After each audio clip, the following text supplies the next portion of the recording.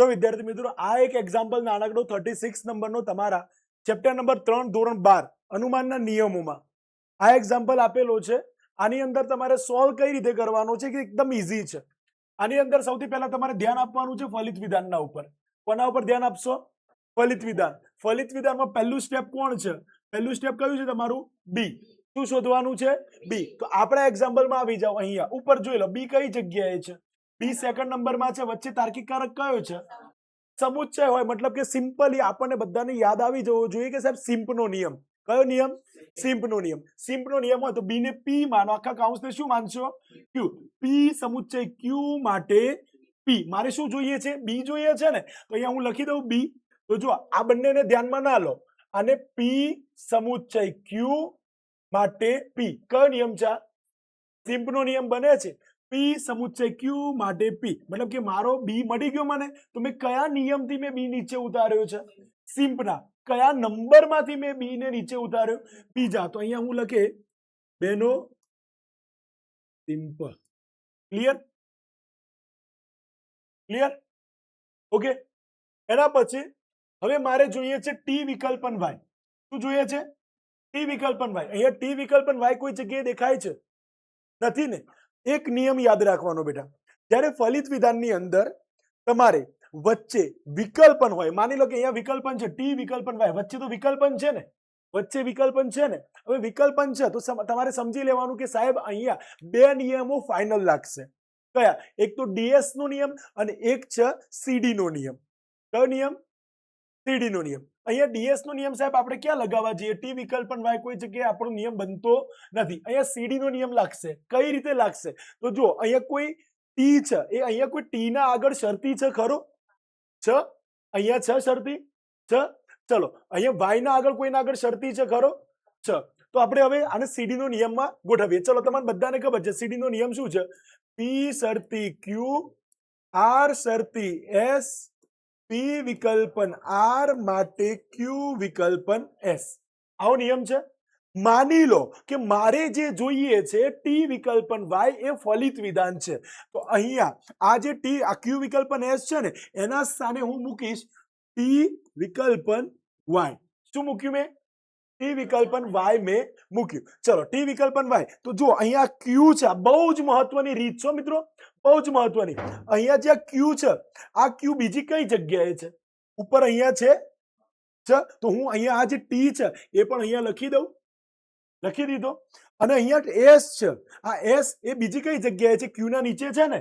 તો આ વાય પણ આ ટી ના નીચે લખી દઉં હું. આ બંનેના આગળ શરતી શરતી છે તો આ બંનેના આગળ બી શરતી શરતી કરી દઈએ આપણે. કરી લીધા.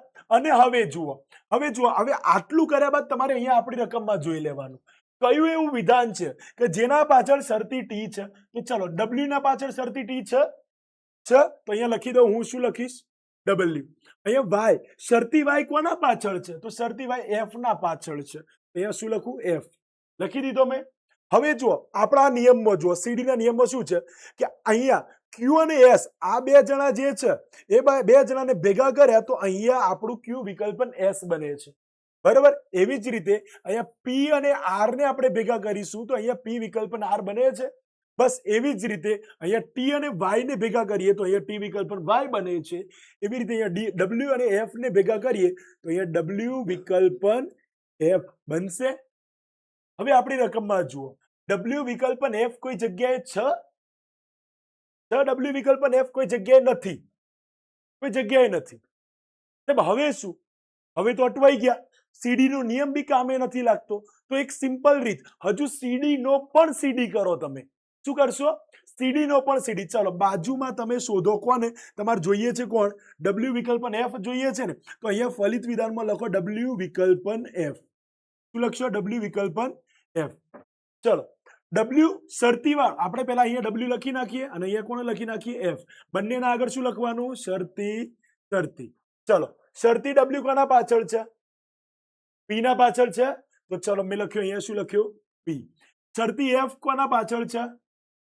ઈ શરતી એફ છે અહીંયા. તો ચલો મેં લખ્યો ઈ. લખ્યો. બસ પેલો જ નિયમ. જેમ ડબલ્યુ અને એફ ને ભેગા કરીએ તો ડબલ્યુ વિકલ્પન એફ બને છે. એવી રીતે પી અને ઈ ને ભેગા કરીએ તો પી વિકલ્પન ઈ બનશે. હવે જો પી વિકલ્પ ઈ આપણા જોડે છે કોઈ જગ્યાએ છે આ રહ્યું. સાહેબ હવે નિયમો બનવાની શરૂઆત થશે. પહેલું તમારે શું ઉતારવાનું? પી સરતી ડબલ્યુ. શું ઉતારશો? પી સરતી ડબલ્યુ ઉતારવાનું. અહીંયા લખી દઈએ આપણે પી સરતી ડબલ્યુ. ચલો અહીંયા છઠ્ઠા નંબરમાં લખીએ આપણે પી સરતી ડબલ્યુ. ક્યાંથી આવ્યું સાહેબ પી સરતી ડબલ્યુ? કઈ જગ્યાએ છે ઉપર? તો અહીંયા પી સરતી ડબલ્યુ છે. કોના બાજુમાં છે? સમુચ્ચય હોય એટલે શું કરી લેવાનું? સિમ્પ કરી લેવાનું. કયા નંબરમાંથી નીચે આવે છે? તો બેનો ફરીથી સિમ્પ થયો. બરોબર. એના પછી સાતમા નંબરમાં શું જોઈએ છે? ઈ સરતી એફ જોઈએ છે. શું જોઈએ છે? ઈ સરતી એફ. ઈ સરતી એફ ક્યાં છે? ત્રીજા નંબરમાં છે. ત્રીજા નંબરમાં વચ્ચે તાર્કિક કારક કયો છે? સમુચ્ચય હોય તો કયો નિયમ? સિમ્પ નો નિયમ લાગશે. તો ચલો હું ડાયરેક્ટ નીચે ઉતારી લઉં. ઈ ચરતી એફ. સમુચ્ચય દેખાય એટલે તમારો કમ્પલસરી એક નિયમ લગાવી જ દેવાનો, જેનું નામ છે સિમ્પ. બરોબર. આપણે જે વસ્તુ જોઈએ છે અને એ બી પાછી જો સમુચ્ચયના જોડે મળી આવતી હોય તો ઇન્સ્ટન્ટ તમારે નિયમ લગાવી દેવાનો. કયો લગાવી દેશો? સિમ્પ નો નિયમ. ઈ સરતી એફ ઉતાર્યો. કયા નંબરમાંથી ઉતાર્યો? ત્રીજા નંબરમાંથી ઉતાર્યો ને. તો 3 નો શું કરશો? અહીંયા સિમ્પ કર્યો આપણે. ક્લિયર? ઓકે. હવે 8મા નંબરમાં મારે શું જોઈએ છે? પી વિકલ્પન ઈ. પી વિકલ્પન ઈ તો સાહેબ મારા જોડે ઓલરેડી છે કે નથી? તો હવે છેલ્લે શું જોઈએ છે મારે? ડબલ્યુ વિકલ્પન એફ. તો ડબલ્યુ વિકલ્પન એફ કોઈ જગ્યાએ છે ના. તો આપણે સીડી કરીએ. કોનો? પી સરતી ડબલ્યુ, ઈ સરતી એફ અને પી વિકલ્પન ઈ. આ વિધાનો આપણા જોડે છે. તો હા સાહેબ જો પી સરતી ડબલ્યુ, ઈ સરતી એફ અને પી વિકલ્પન ઈ. તો અહીંયા આપણે બનશે ડબલ્યુ વિકલ્પન એફ. સીડી થશે. કોનો સીડી થશે? પી સરતી ડબલ્યુ. કયા નંબરમાં છે? છઠ્ઠું. તો અહીંયા લખીએ 6. પછી ઈ સરતી એફ કયા નંબરમાં છે? 7. બરોબર. અને એના પછી પી વિકલ્પન ઈ કયા નંબરમાં છે? 4. તો અહીંયા 6, 7 અને 4 નો શું કર્યો આપણે? સીડી બનાવ્યો. એટલે આપણને શું મળી ગયું? ડબલ્યુ વિકલ્પન એફ મળી ગયું. એના પછી 9મા નંબરમાં હજુ મારો એક્ઝામ્પલ પૂરો નથી થયો. મારે શોધવાનો છે ટી વિકલ્પન વાય. હવે આ બાજુ જુઓ. ડબલ્યુ સરતી ટી. ડબલ્યુ સરતી ટી કઈ જગ્યાએ છે? ડબલ્યુ સરતી ટી ક્યાં છે? પહેલામાં છે. વચ્ચે કયો તાર્કિક કારક છે? સમુચ્ચય હોય મતલબ શું કરી લેવાનું? સિમ્પ કરી લો. મતલબ કે લખી દો અહીંયા ડબલ્યુ સરતી ટી. લખી દીધો મેં. બરોબર.